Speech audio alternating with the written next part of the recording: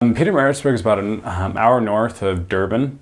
So kind of just driving up there, you're going to pass, I think actually, you might actually pass the temple site. Don't quote me on that, but no, I think it's pretty close to where the temple will be. But, in Pietermaritzburg, it's a lot like here. It's it's a metropolitan area. As you go further out into the city, it does get a little bit more rural, but it's still like people have electricity. Some of the homes they had even have wireless internet. I mean, it's a lot like, really just a lot like any metropolitan city in the United States.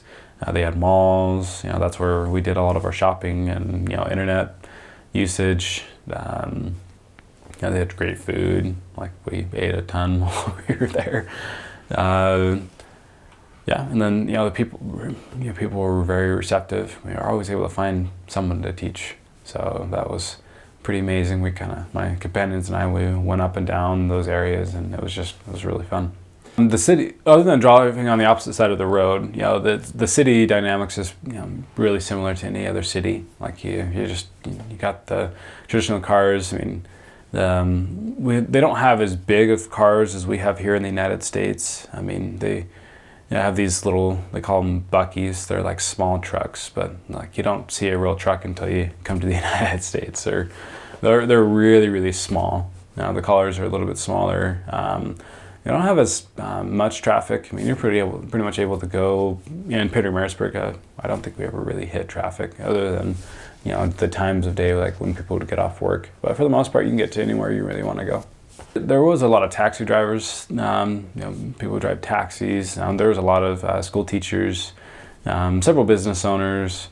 I think if I were to go back to Pietermaritzburg, I mean, the first thing that I would do is I'd go visit all the members and like go and visit the church, like where I was around. So I don't know. I didn't really like. A lot of the time we travel down to Durban and like we'd have a good time. But like from Pietermaritzburg, I think we'd go down to Pine Town, and then we'd just all play basketball and do a barbecue. I mean, we had a lot of fun with the missionaries. So Gandhi was actually taken off a train in Pietermaritzburg. So that's kind of one of the things that started that.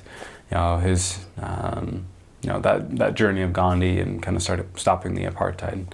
And I guess the apartheid just ended around 22 years ago. So I think in some aspects it was like going back to the civil rights movement, but people have made really good progress.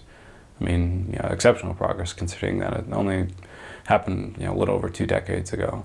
So that was really amazing to see like people's progress, and they're all just kind of working with that.